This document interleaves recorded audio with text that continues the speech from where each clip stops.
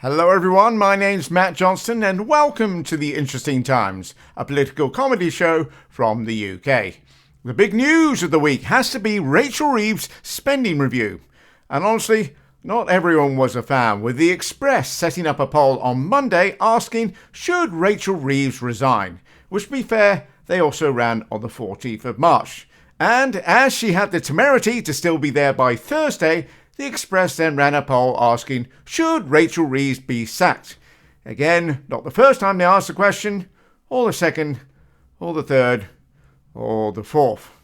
But that's different to the poll they ran on December the 13th asking, is Rachel Reeves the worst Chancellor ever? Sure, if you overlook the Black Hole Hunt, Kwasi's car crash, the tax dodger, Rain Man, Gru, The Undertaker and Captain Austerity. Also, if you're looking at chancellors, we have had rather a lot of them. Over 150, dating back more than 8 centuries. And I'm going to stick my neck out here and say that not many Express readers are saying, yeah, she's even worse than Eustace of Falkenberg, whose fiscal responsibility, lest we forget, was all over the place. Or, John Ailerby may have sold off the nation's debt to a private company which then went under, but he never tried to freeze pensioners.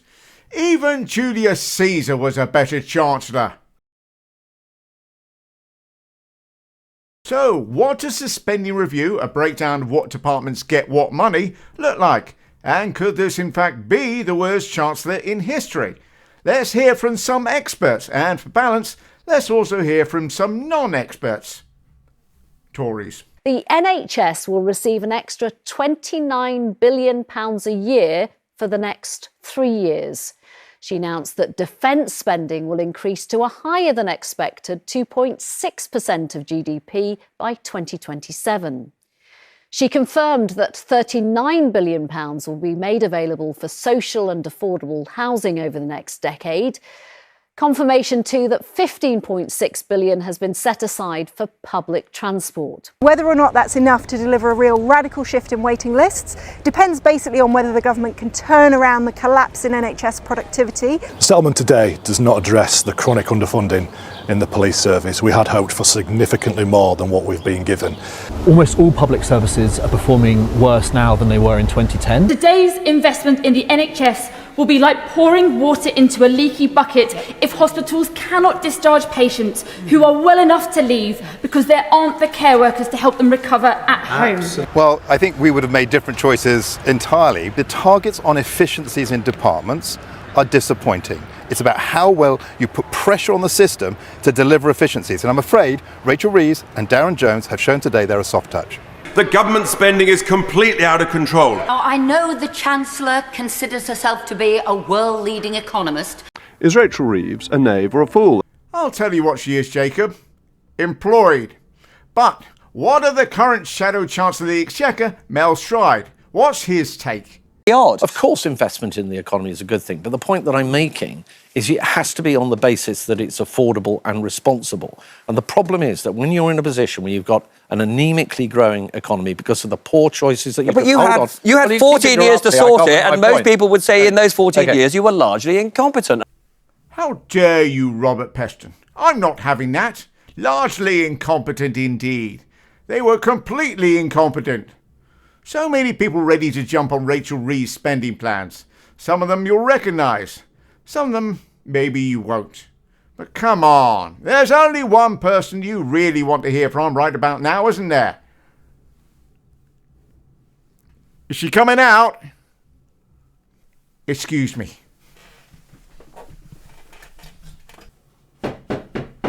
Come on. Come on out. You've been in that cupboard for a few days now. I think you need to speak to people and, see a bit of sunlight again. Okay? And for goodness sake, put down that bottle of whiskey. Labour has not fixed the foundations of the economy. In fact, they put dynamite underneath it. This high tax, high migration, net zero economic consensus has been a disaster for Britain. So why isn't there mass hysteria, as there was in 2022, about the state of the British economy? And the answer is that many of Britain's economic institutions and much of the mainstream media share the failed groupthink. Okay, yeah. I think that's enough. Back in the cupboard you go. It comes to something where Liz Truss puts up a graph showing that it was her that started this mess as proof that she was right. We should really have some sort of intervention, except we can't get any Tories to agree to turn up. So, more money for the NHS, more money for defence, more money for transport and education. All good things, right? Well, no, because that money is going to be coming from borrowing, yes, but also cuts. Cuts across government departments, but crucially, there will be cuts to personal independent payments too. Some 2 million people, almost 3/4 of those that currently receive it. And this is despite the Minister for Work and Pensions and answer to the question, can a human being function without a heart, Liz Kendall, saying that there would be protections.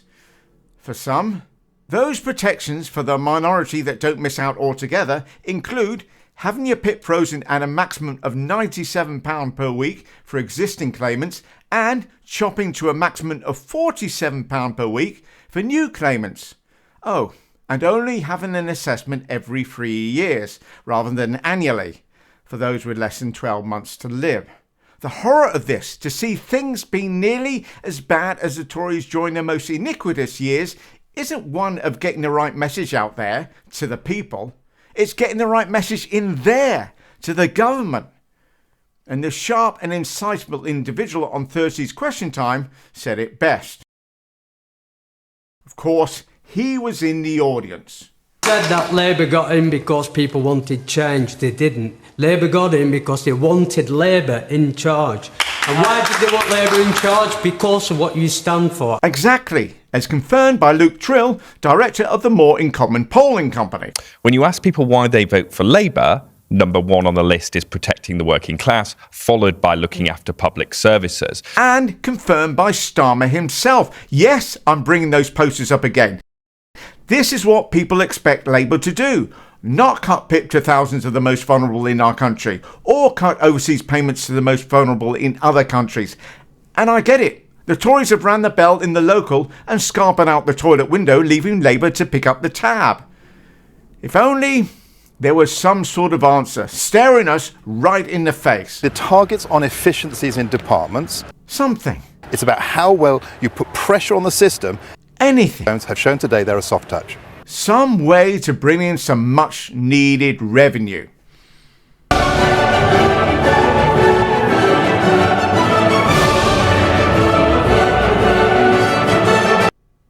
NFTs? And that's it.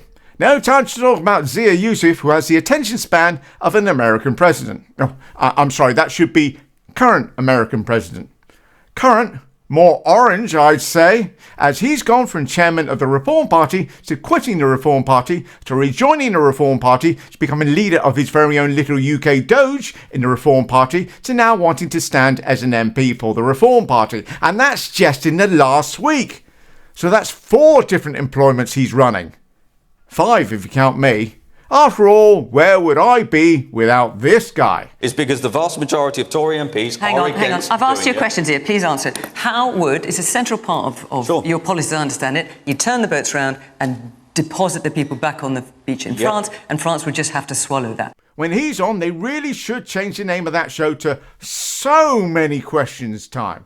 So, first things first, you can't use the Navy to take small boats back to France, you melt.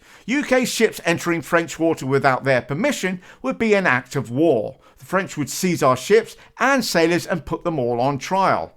Honestly, where do you get your policies from? A tombola? Doge? More like... At least Elon Musk was on ketamine. What's your excuse? No time to talk about David Lammy, who has negotiated a deal in relation to Gibraltar. And Lucy Harris, special advisor to the Conservative Party on BBC's flagship Politics live show, was ready to give an opinion nobody asked for. Outstanding, actually, that the Labour government again has sold off something that belongs to the British people. It hasn't changed the sovereignty of Gibraltar. No, it's anti-British. It's just another thing and it's another episode in a series of anti-British moves by David Lammy, and I think that it's completely anti-democratic. You're not asking the people of Gibraltar what they want. The anti-British is clearly a dig at David Lammy. I can't imagine why. Also, undemocratic, really? I mean, the deal that the Foreign Secretary negotiated was as a result of the Brexit you supported when you were a Brexit MEP, and interestingly was voted against by nearly 96% of Gibraltarians. By the way, Beeb, why do you constantly have Conservative special advisors on your Politics Live show? Lucy Harris is so regular they've given her her own seat. There, on the far right. But other regular contributors include Guta Hari, Anita Boateng, James Starkey, Mercy Muraki and Selma Shah. What are they contributing to a TV show that they've clearly been unable to contribute to the country? It's like saying, and on today's show, cannibalism, morally repugnant or cost-saving snack? Let's hear from Hannibal Lecter. This deal means no land border between Gibraltar and Spain, thereby effectively making Gibraltar part of the Schengen area and meaning that Gibraltarians can go into Spain and beyond without checks. The border itself has been moved to the airport, and it has Spanish customs checking those flying into Gibraltar Airport. It has been a sticking point for some 9 years now, and is now resolved in 11 months. It is a great deal for Gibraltar, but just to be clear, it isn't, as some people would have you believe, for Gibraltar. Thank you all so much for watching, and if you've enjoyed the video, then please feel free to subscribe, share, comment and like, and I will see you all soon. Take care.